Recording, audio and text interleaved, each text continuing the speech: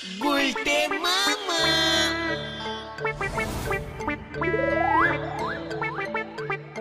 ও গুলটে মামা। গুলটে মামা, ও গুলটে মামা, টিল টিল টিল টিল। তিল তিল?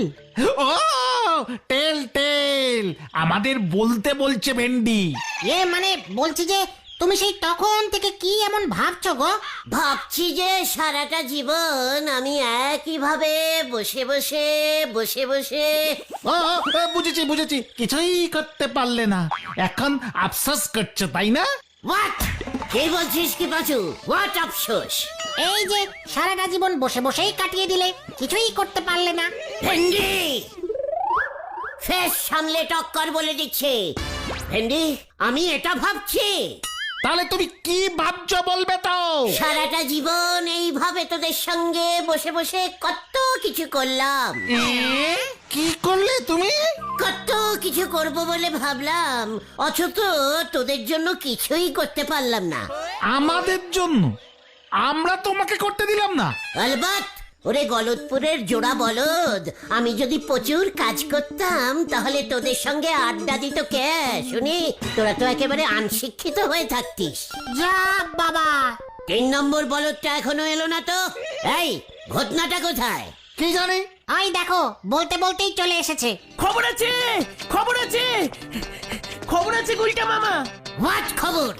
নদে পাড়ায় তো লোকে লোকারণ্য, শহর থেকেও কত লোকজন আসছে, নেতা মন্ত্রী টিভির লোক। হোয়াট? কেন?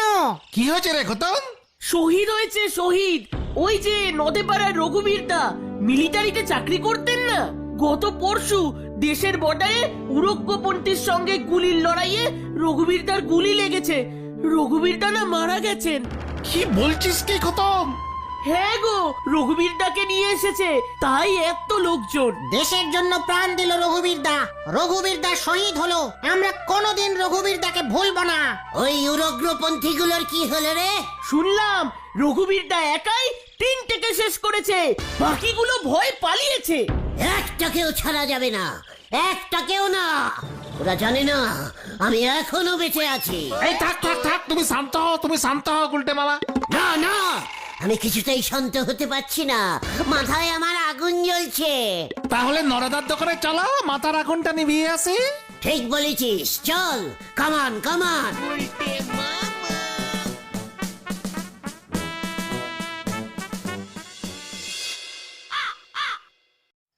আমি যদি একবার জানতে পারতাম না যে ওই উগ্রপন্থীগুলো আমাদের দেশে ঢুকছে, তালি পরে আপনি কি করতেন গুলটি বাবু? পেটো ছাড়তাম, পেটো। মা, মা গো মা, আমারই তুলি না মা। দেখেছিস পাঁচু, নোরা ভয় খেয়ে কেমন মাকে ডাকতে শুরু করেছে। তবে রঘুবিদ্যার জন্য মনটা খুব খারাপ লাগছে গো। আবার গব্ব হচ্ছে। সরকার থেকে তো রঘুবীরের বউরে শুনতেছি 10 লক্ষ টাকা দিয়ে সাহায্য করিছে। না না, আরো অনেক কিছু দিয়েছে, শুনেছি রঘুবীর দার একটা স্ট্যাচুও তৈরি হবে। 10 লক্ষ টাকা, তারপরে আবার স্ট্যাচু। হ্যাঁ, তাতে কি হলো? দেশের জন্য শহীদ হয়েছেন রঘুবিদ্যা, তার স্ট্যাচু হবে নাকি কি তোমার স্ট্যাচু হবে? শিক্ষক, জানিস আমি এর আগে কতবার শহীদ হয়েছি? মা, মা গো মা, আমার এবার নিশ্চিত করে তুলি না মা। এইসব তুমি কি বলছো গুলটে মামা? তুমি শহীদ মানে জানো? আমাকে শহীদ মানে শেখাস না, রাগে আমার সারা শরীর জ্বলছে। ইস, রঘুবীর একবার আমাকে বলতে পারলো না। তাহলে তুমি কি করতে? এই শহীদ গুলতে গুহ থাকতে কোনো উগ্রপন্থী বাঁচতে পারতো না, কেউ বাঁচতে পারতো না।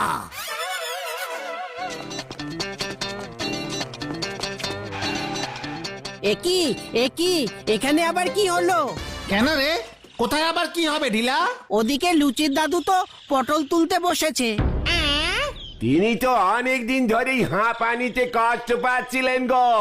বলাই ডাক্তার এসেছিল, বলে গেছে আর মাত্র কয়েক ঘন্টা, তারপরেই। পাঁচু, লুচির দাদু শহীদ হয়ে যাচ্ছে আর আমরা এখানে বসে আছি। কভি নাহি। তাড়াতাড়ি যাও, শ্মশানে গেলে সেরাদের নিমন্ত্রণ কনফার্ম পাবে। চুপ কর, শ্মশানে যাওয়া আমাদের কর্তব্য। পাঁচু, হরিপাপ হরিপাপ। আপনি কেমন নন্দ ভন্ড লোক গুলটি বাবু। এই হারাধন বাবু তো এখনো বেঁচে আছে, এখনই সব অনুক্ষণে কথা কেন বলতেছেন শুনি? লড়া, ভুলে যাস না, হারাধন দাও দেশের জন্যই প্রাণ দিচ্ছেন, শহীদ হচ্ছেন। পাঁচু, চলে আয়। কিউ কিউ। যা যা বাবা, এই চল রে। বোঝো ঠেলা, এ কেমন নন্দ ভন্ড নোক, এর মাথায় এখন শহীদ কথাটা ঢুকিছে, যারে তারি এখন শহীদ বলতেছে। পেটে বিদ্যে না থাকলে পরে লোকজনের এমন অবস্থাই হয়। আন্টি বলিছে হারি, কাটতে ছুটেছে দাড়ি, হরি বল।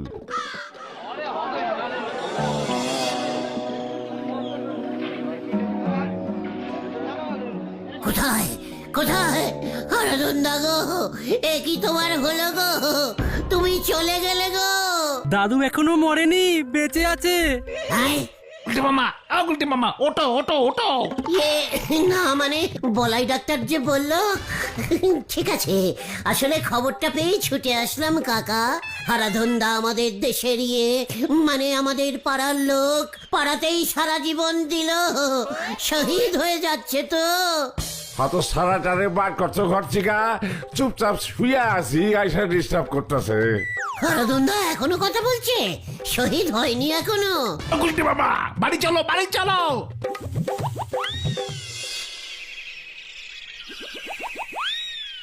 যত সব খেলতা বুলাস।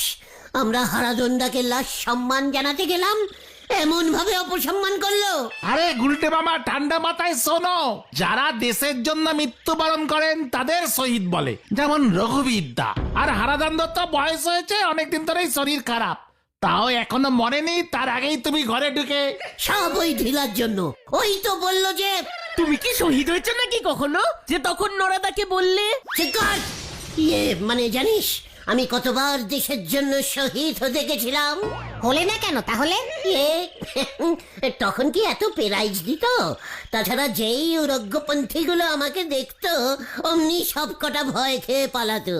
জয় গুরু। হারাধন তো যেন এই যাত্রায় বেঁচে যায়। এর আগেও তো 2-3 বার এমন সাইড লাইন থেকে ফিরে এসেছে। শোন, আমার কাছে ব্যাপারটা এখন খুব ক্লিয়ার। নদীপাড়ায় রঘুবীরের স্ট্যাচু বসবে, আর এই গলতপুরেও আমার স্ট্যাচু বসবে। কবে তুমি শহীদ হবে? কিভাবে হবে? চেকার প্ল্যানিং করতে দে, প্ল্যানিং। সরকার তো জানে না যে এই গলতপুরেও কত বড় একজন শহীদ আছে, এইবার জানবে। ভেন্ডি রে, এখনো শহীদ বিষয়টাই গুলটে মামার মাথায় ঢোকেনি। কি লোকের পাল্লায় পড়েছি রে ভাই, রঘুবীর দা স্ট্যাচু হবে, এত লোকজন রঘুবীর দার নাম করছে, এসব দেখে শুনে গুলটে মামাও চেকে গেছে। দেখ এবার চেগে কি করে। চল বাড়ি যাই, সন্ধ্যা হতে চললো। হ্যাঁ হ্যাঁ, চলো চলো।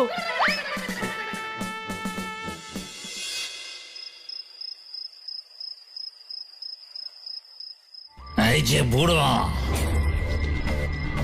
এবার কিন্তু তোকে নিয়েই যাব। এই নিয়ে 3 বার আসলাম কিন্তু। আরে মনে হইতাছে এইবারও যাবো না, তুই ফিরা যা।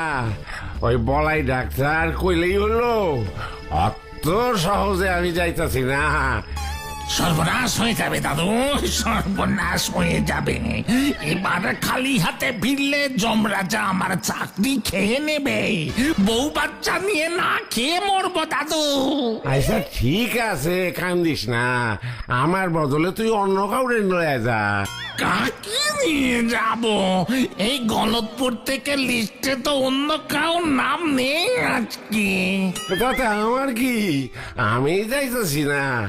আর 7 দিন পরে আমার 100 হইব, ভাবতে পারতো? তীরে আইসা তোরই ডুবাবো নাকি? আমি কি বিপদে পড়লাম?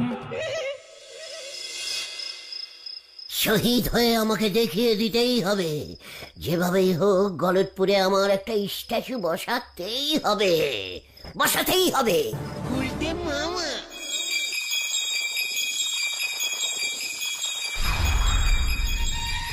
চল তাহলে তোকে নিয়ে যাই।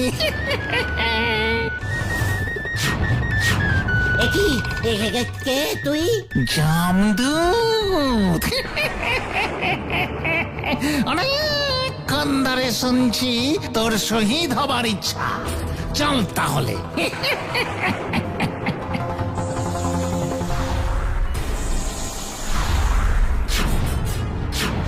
এই যে হুজুর, এটাকে পেয়েছি গলতপুর থেকে। হারাধন বাবু এবারেও আসেননি? আমি নিয়ে আসবো স্যার। খবরদার না। তুই কে পাপিষ্ট? কি ইষ্ট বললেন স্যার? স্যার ওই পাড়াতেই থাকে, শহীদ হওয়ার অনেক শখ, তাই তুলে নিয়ে এসেছি। তাই বুঝি? এত বড় সাহস তোর, শহীদ হবি? হুজুর, এ জীবনে একটা মশাও মারেনি। দেশের জন্য প্রাণ দেওয়া দূরে থাক, বেটা ভিতু খুব ভুলভাল কাজ করে, লেজ গুটিয়ে পালায় আর পাবলিকের হাতে ঠেঙানি খায়। তবে তবে লোক এমনি ভালো। স্যার এই বুড়োটাকে চিত্রগুপ্ত পৃথিবীর সব মানুষের কাজকর্মের রেকর্ডও রাখে। ভুল রেকর্ড রাখছে স্যার। আমি খুব সাহসী, আমার নামে স্ট্যাচু হবে। স্যার চিত্রগুপ্তকে একটু করে সরিয়ে সুতলা সুলতাকে রাখুন না, টাইপ করে রেকর্ড রাখবে। সেটা আমি বুঝবো। দেখি তোর কেমন সাহস। দুটো জঘন্য উগ্রপন্থীকে জমদূতরা পাকড়াও করে এনেছে, বন্দি করে রেখেছি। বন্দুক দিয়ে উড়িয়ে দে ওগুলোকে। কোথায় বন্দুক?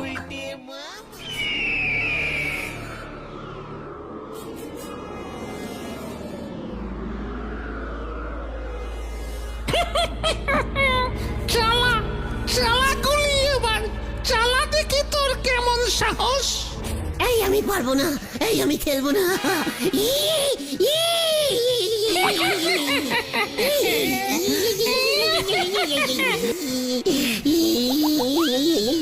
যমরাজের অর্ডার, চালা গুলি চালা।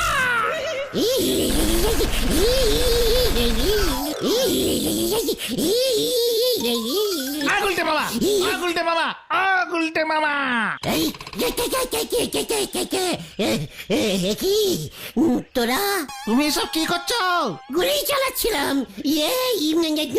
না মানে ওইদিকে তো বিশাল কেস হয়ে গেছে। হোয়াট? কি হয়েছে? আমাদের গলতপুরে দুজন মারাত্মক উগ্রপন্থী ঢুকে পড়েছে। কাল রাতেই মিলিটারি এসে পড়েছে ওদের খুঁজতে। বাইরে কেউ বেরোতে পারছে না। আমরা অনেক কষ্টে ঘেটুদের বাড়ির উঠোন পেরিয়ে ন্যাড়াদের সুপুরি বাগানের ভেতর দিয়ে কল পাড়ের পাঁচিল টপকে তোমার কাছে এলাম। ঘটন তো বেরোতেই পারেনি বাড়ি থেকে।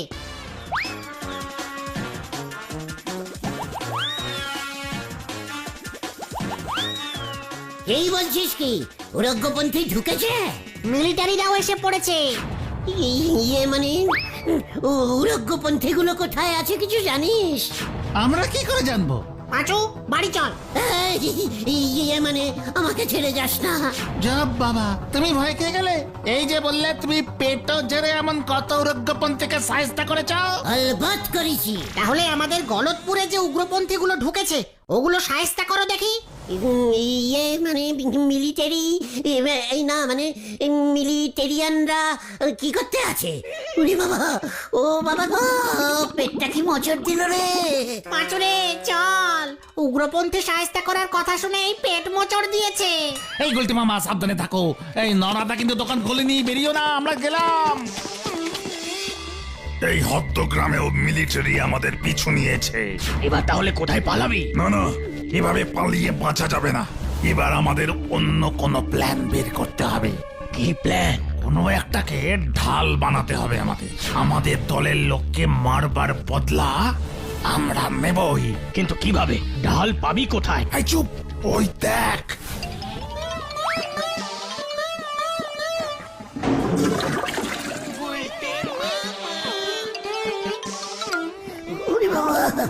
ওরে বাবা, আবার মোচড়াচ্ছে, আমার চাই। পেয়ে গেছি ঢাল।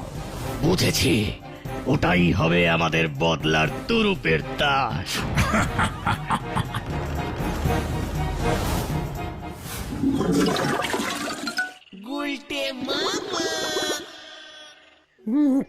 পাড়ায় উগ্রপন্থী ঢুকে পড়েছে।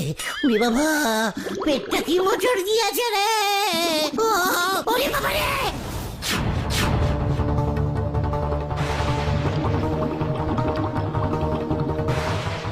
ও, ও, ওরে বাবা রে! ও বাবা! এই ধরাটাকে ধর ধর। ওরে বাবা রে! ওরে বাবা!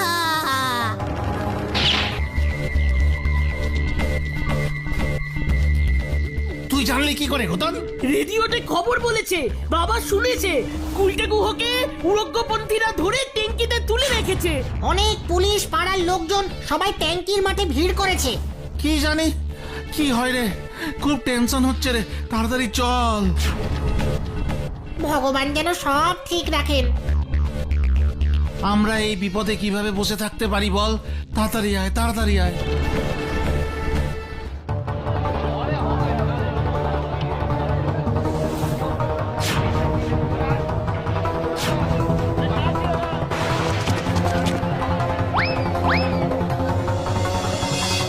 আপনারা কি চাইছেন?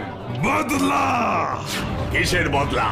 ওই রঘুবীর আমাদের যতজনের প্রাণ নিয়েছে, আমরাও ততজনকে নিকেশ করব। সাধারণ মানুষকে ছেড়ে দিন, সাহস থাকে তো আমাদের সঙ্গে মুখোমুখি যুদ্ধ করুন। যুদ্ধ হবে, তবে আমরা এখন বদলা চাই। এই গ্রামের আরো 2 জন লোককে আমাদের চাই। আমরা 10 গুনব। এই আমার হাতের রিমোট। যদি এই 2 জন লোক এই মুহূর্তে না আসে, তাহলে আমরা এটাকে উড়িয়ে দেব।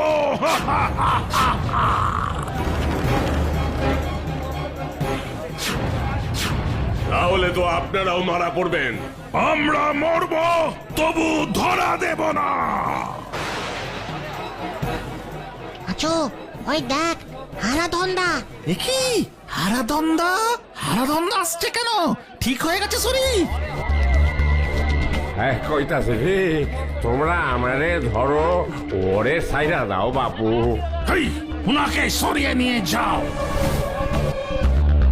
ভেন্ডি রে, চল আমরা ট্যাঙ্কের পেছনের দিকে যাই। ওই দেখ, আরাধন দাদু গুলটে মামাকে বাঁচাতে এসেছে। আমরা চুপচাপ দাঁড়িয়ে থাকবো? না না না না, চল চল, কিছু একটা করতেই হবে। হ্যাঁ হ্যাঁ, চলো চলো।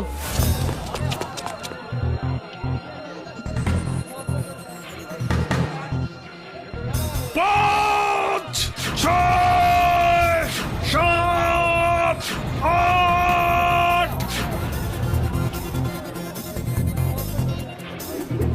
ওই দেখো,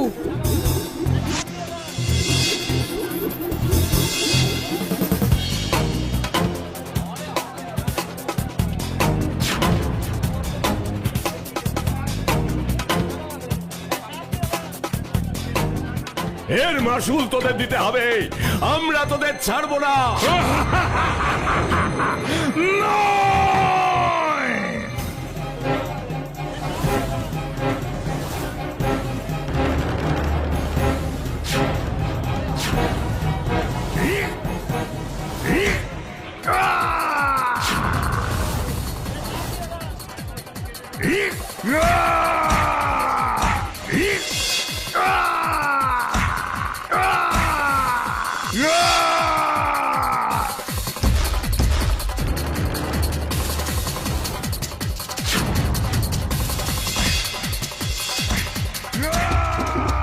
Arrest them!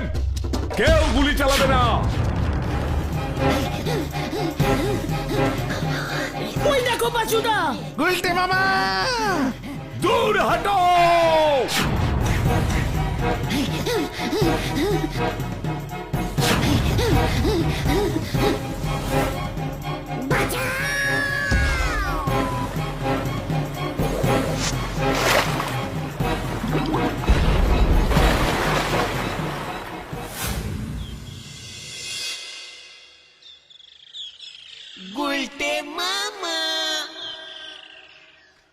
ভয়ই তোমার জ্বর এসে গেল।